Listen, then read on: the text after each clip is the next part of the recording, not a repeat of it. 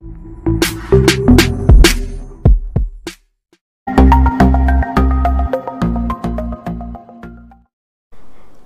అండి, ఎలా ఉన్నారు అందరూ?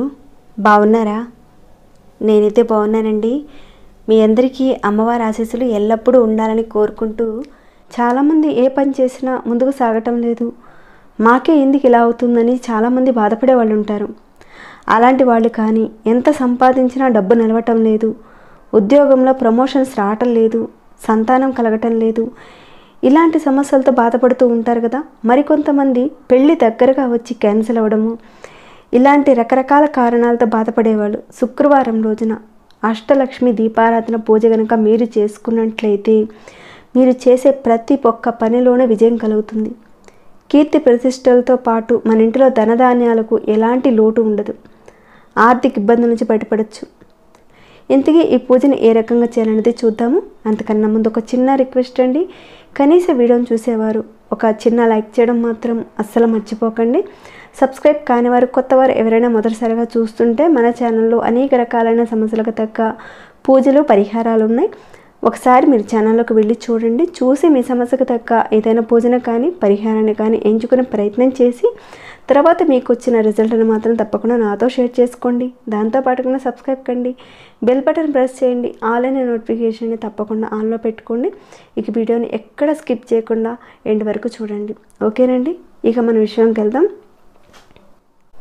మీరు ఏ శుక్రవారమైనా సరే ఈ అష్టలక్ష్మి దీపారాధన అనేది మనం చక్కగా చేసుకోవచ్చు.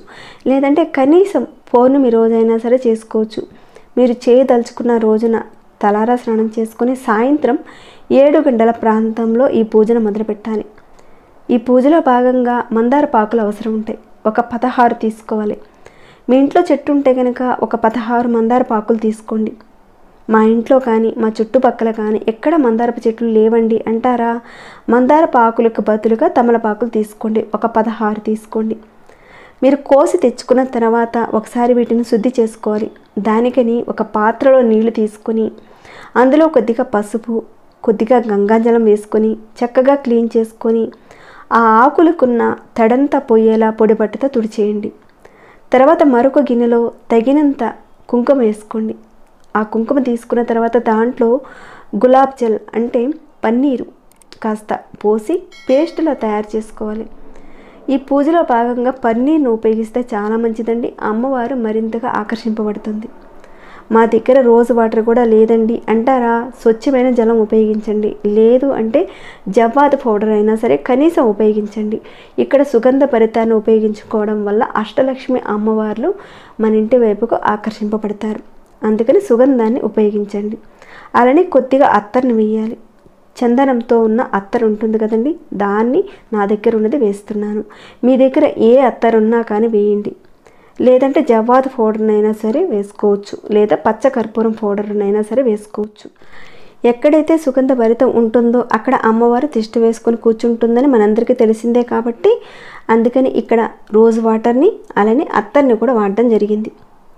ఈ రకంగా పూజ చేసుకున్నట్లయితే చాలా మంచి ఫలితాలు కలుగుతాయండి. ఖచ్చితంగా చేయండి ప్రతి ఒక్కరూ కూడా. ఇది నిజమేనా, నమ్మొచ్చా అని ఒక నమ్మకం లేకుండా మాత్రం చేయకండి. నమ్మకంతో చేస్తేనే ఖచ్చితంగా రిజల్ట్ ఉంటుంది. తర్వాత ఒక స్టీల్ కానీ ఒక ప్లేట్ తీసుకోండి. ఇక్కడ ఇత్తడి ప్లేట్ అనేది తీసుకున్నాను నేను, ఏదైనా పర్వాలేదు తీసుకోవచ్చు. ఆ ప్లేట్కి అంతా కూడా చక్కగా పసుపు కుంకాలు రాసుకొని గంధం కుంకుమ బొట్లు పెట్టుకొని ఈ విధంగా చుట్టూతా పెట్టుకున్నాను నేనైతే. ఆ తర్వాత ఆ ప్లేట్ మధ్య భాగంలో వరి పిండితో అష్టదళ ముగ్గు అనేది వేసుకొని పసుపు కుంకాలు పెట్టుకోవాలి. నెక్స్ట్ ప్రాసెస్ ఏంటంటే ఈ ఆకులన్నిటికీ కూడా స్వస్తిక్ గుర్తు వేసుకోవాలి. ఇందాక చెప్పుకున్న గులాబ్ జల్ అంటే పన్నీర్ని అలానే అత్తరు వేసి పేస్ట్లా తయారు చేసుకున్న ఆ కుంకుమతో స్వస్తిక్ గుర్తు వేసుకోవాలి. వేలుతో వేసే పని అయితే ఉంగరపు వేలుతో వేయండి. ఇక్కడ నేనైతే ఇయర్ బడ్తో వేస్తున్నాను స్వస్తిక్ గుర్తు బాగా రావడానికని. స్వస్తిక్ గుర్తు అంటేనే శుభాలు కలిగించేదని చెప్తారు. ఒక పని నిర్విఘ్నంగా శుభాలు కలిగించేలా ముందుకు సాగాలంటే స్వస్తిక్ గుర్తు వేసుకోవాలని చెప్తారు. వివిధ భాగ్యాల అధిష్టాన దేవతలుగా ఆ లక్ష్మీ అమ్మవారే అష్టలక్ష్ములుగా పూజింపబడుతుంది. ఆదిలక్ష్మి, ధాన్యలక్ష్మి, ధైర్యలక్ష్మి, గజలక్ష్మి, సంతానలక్ష్మి, విజయలక్ష్మి, విద్యాలక్ష్మి, ధనలక్ష్మి. అష్ట అంటే 8 అని అందరికీ తెలిసింది. లక్ష్మీ అమ్మవారిని పూజిస్తే ఎలాంటి ఫలితాలు కలుగుతాయో అలానే ఒక్కొక్క లక్ష్మీ అమ్మవారిని మనం గనుక పూజించుకుంటే లక్ష్మీ అమ్మవారిని మనం పూజిస్తే ఎలాంటి ఫలితాలు కలుగుతాయో మనందరికీ తెలిసింది. అలానే ఒక్కొక్క లక్ష్మీ అమ్మవార్ల గురించి కూడా మనం తెలుసుకుందాం. ఏదైనా ఇబ్బంది మనకు కలిగినప్పుడు దాన్ని ఎదిరించే శక్తి, ధైర్యం అంతా కూడా ధైర్యలక్ష్మి అమ్మవారు మనకి ప్రసాదిస్తుంది. ఎన్ని ఇబ్బందులు వచ్చినా కానీ దాన్ని ధైర్యంగా మనం ఎదుర్కోవచ్చు. ఆదిలక్ష్మి అమ్మవారిని ఆరాధించడం వల్ల సంతోషం, పవిత్రత అనేది కలుగుతాయి. ధాన్యలక్ష్మి, మనం తినే ఆహారానికి ఎలాంటి కొరత అనేది లేకుండా 10 మందికి పెట్టగలిగేలా మనం ఒక స్థాయిలో ఉండాలంటే ధాన్యలక్ష్మి అనుగ్రహం ఉండాల్సింది. ఒక ఇల్లు కొనుక్కోవాలన్నా, ఒక వాహనం కానీ, మనకు అవసరమైనవి అంటే భౌతిక సుఖాల కోసం లక్ష్మీ గణపతి స్వరూపమైన గజలక్ష్మి అమ్మవారిని ఆరాధించాలి. సంతాన భాగ్యం కలగాలంటే సంతాన లక్ష్మి అమ్మవారి యొక్క అనుగ్రహం ఖచ్చితంగా ఉండాల్సింది. సంతాన భాగ్యంతో పాటు పుట్టిన పిల్లలకు దీర్ఘాయుషు పొందడమే కాకుండా వారికి సద్బుద్ధి, దీర్ఘాయుషు లభిస్తాయి ఈ అమ్మను పూజించడం వల్ల. జీవితంలో ఎదురయ్యే అన్ని సమస్యలపై విజయం పొందాలంటే విజయలక్ష్మి కృప కూడా మీ మీద ఉండాల్సిందే. ధనలక్ష్మి అమ్మవారు భూమిపై సంపద లేదా ధనం అంటే రూపాయలు, బంగారు, ఆభరణాలు కాదండి. ప్రకృతిలో ఉండే అన్ని రకాల నదులు, ఫలవంతమైన చెట్లు, సమృద్ధిగా కురిసే వర్షాలు, ఇవన్నీ కూడా సంపద కిందే వస్తాయి. వాటన్నిటినీ కూడా మనకి ధన రూపంగా మార్చిచ్చేది ఈ అమ్మవారు. ఈమెను పూజిస్తే కనుక మనకి అన్నీ లభిస్తాయి. విద్యాలక్ష్మి, మన స్కూల్లో, కాలేజీలో చదివే కాదండి, ప్రతి ఒక్క విద్య కూడా భౌతికంగా ఏ విద్య అయినా సరే మనకు అందులో దక్షత అనేది ఏర్పడాలంటే ఈ అమ్మవారి యొక్క దయ మన మీద ఉండాల్సింది. నిజానికి మానవ జన్మ ఎత్తిన ప్రతి ఒక్క మనిషికి తమ జీవితంలో ఏవైతే కోరుకుంటారో అవన్నీ కూడా అష్టలక్ష్ముల ప్రత్యేకలే. అలాంటి అష్టలక్ష్మి అమ్మవారిని కనుక మనం పూజించినట్లయితే మనిషికి ఉన్న ప్రతి ఒక్క కోరిక తీరుతుంది. ఈ రకంగా ఈ 8 ఆకుల్ని ఈ ప్లేట్లో ఈ విధంగా చక్కగా పెట్టుకోవాలి. మరొక 8 మందారపు ఆకులు కూడా ఇలానే స్వస్తి గుర్తు అనేది వేసుకొని మధ్యలో కొద్దిగా పసుపు, కొద్దిగా అక్షంతలను కూడా అక్కడ వేయాలి. అష్టదళ ముగ్గు వేసి ఉంచుకున్న ఇత్తడి ప్లేట్లో ఆకుల్ని ఈ విధంగా పెట్టుకోవాలి. ఆకుల మీద బియ్యం పోసుకొని ఆ బియ్యం మీద కొద్దిగా పసుపు, కుంకాన్ని కూడా ఇదే రకంగా పెట్టుకోవాలి. తర్వాత ఒక పెద్ద దీపారాధన కుంది అంటే ఒక్కటే తీసుకోండి. వెండిదైనా ఏదైనా మీరు పూజలో పెట్టేటప్పుడు స్టీల్ కాకుండా చూసుకోండి. కొంచెం హైట్గా ఉన్న దీపారాధన కుంది అనేది తీసుకోండి. ఈ అష్టలక్ష్మి దీపపు పూజలో మా దగ్గర అంత పెద్ద కుంది లేదు అంటారా? మీ దగ్గర ఎంత ఉందో అంతదే పెట్టండి. ఎరుపొత్తులు ఒక 3 ఒత్తులు కలిపి ఒక వత్తిగా కానీ లేదంటే 2 ఒత్తులు కలిపిన ఒక వత్తిని కానీ వేయండి. ఎరుపొత్తులు ఏ రకంగా చేసుకోవాలో చాలామందికి తెలిసిందే. లేదంటే బయట మనకు ఎరుపు దారం కూడా అమ్ముతారు. ఆ ఎరుపు దారాన్నైనా సరే ఇక్కడ ఉపయోగించుకోవచ్చు. ఇక్కడతో పని అయింది కదండి. నెక్స్ట్ వచ్చేసి అష్టలక్ష్మి పూజా దీపారాధన అని మనం అనుకున్నాం కదా. అందుకని మనం ఇక్కడ అష్టదళ ముగ్గులు వేసుకోవాలి. ఒక 8 అష్టదళ ముగ్గులు వేసుకోవాలి. అష్టలక్ష్మి దీపారాధన కనుక మనం చేసుకున్నట్లయితే సకల సంపదలు వెలుగుతాయి. చాలామంది సంపాదిస్తారు కానీ డబ్బులు వచ్చినట్లే వచ్చి ఎలా ఖర్చు అవుతున్నాయో కూడా తెలియని పరిస్థితితో చాలామంది బాధపడే వాళ్ళు ఉంటారు. అలాంటి వారు కానీ ప్రతి ఒక్కరి లైఫ్లో ఏదో ఒక సమస్యలతో బాధపడుతూ ఉంటారు. ఈ అష్టలక్ష్మి దీపారాధన పూజ కనుక మీరు చేసుకున్నట్లయితే అవన్నీ తీరిపోతాయండి. ఇలా 8 అష్టదళ ముగ్గుల్ని బియ్యం పిండితో వేసుకోవాలి. అష్టదళ ముగ్గుల పైన పసుపు కుంకాలు కాస్త పెట్టుకోవాలి. తర్వాత ఒక్కొక్క అష్టదళ ముగ్గు మీద ఈ మందారపు ఆకులు పెట్టుకోవాలి ఒక్కొక్కటి. ఇలా మనం పూజిస్తే కనుక అష్టలక్ష్మి అమ్మవార్లు తొందరగా ఆకర్షింపబడతారు. అష్టలక్ష్మి దీపారాధన పూజకని కొత్త మట్టి ప్రమిదలనే తీసుకోవాలి. ఇక్కడ అష్టలక్ష్మి అమ్మవార్లకు పూజ చేస్తున్నాం కాబట్టి కొత్త ప్రమిదలనే వాడాలి. ఒక 8 తీసుకోవాలి. మీరు ఈ శుక్రవారం చేయాలనుకుంటే కనుక ముందుగానే వీటిని తెచ్చి శుభ్రం చేసి ఉంచుకోండి. అప్పటికప్పుడంటే కాస్త కష్టమైపోతుంది. ఈ ఒక్కొక్క ఆకు మీద వీటిని పెట్టుకోవాలి. ఇప్పుడు మనం ఒక్కొక్క ప్రమిదిలో ఆవు నెయ్యిని వేసుకోవాలి. ఒకవేళ మీ దగ్గర ఆవు నెయ్యి లేకపోతే నువ్వుల నూనె వేసుకోవచ్చు. కానీ ఇక్కడ అష్టలక్ష్మి దీపారాధన పూజ అనుకున్నాం కాబట్టి అమ్మవార్లు ఆకర్షింపబడాలంటే ఖచ్చితంగా ఆవు నెయ్యిని ఉపయోగించుకోవాలి. అలా చేస్తే కనుక అమ్మవార్లు ఆకర్షింప చేసుకోవచ్చు. మీలో భార్యాభర్తల మధ్య చికాకులు ఉన్న వాళ్ళు కూడా ఈ పూజ చేసుకోవచ్చు. ఈ పూజకని మీరు లక్ష్మీ ఫోటో కానీ లేదంటే అష్టలక్ష్ముల ఫోటో కానీ లేదంటే విగ్రహం ఉన్నా కానీ పెట్టుకోవచ్చు ఇక్కడ ఈ పూజలో. అది మీ ఇష్టాన్ని బట్టి ఉంటుంది. కానీ ఇక్కడ మనం ఆ దీపారాధనలోనే లక్ష్మీ అమ్మవారిని మనం చూసుకొని పూజ చేసుకుంటున్నాం కాబట్టి విగ్రహం ఫోటో ఏది లేకపోయినా పర్వాలేదు. దీపారాధన వెలుగులోనే ఆ లక్ష్మీదేవి అమ్మవారు ఉంది. లక్ష్మీదేవి స్వరూపం అని చెప్తారు వెలుగు. ఆ వెలుగులోనే లక్ష్మీ అమ్మవారిగా భావించి చేసుకుంటున్నాం. దీపం జ్యోతి పరబ్రహ్మ స్వరూపం అని అంటారు కదండి. ఆ దీపంలోనే ఆ లక్ష్మీ అమ్మవారు ఉంటుందండి. కాబట్టి 2 ఒత్తుల్ని ఒకటిగా చేసి అన్ని ప్రమిదల్లో వేసుకోవాలి.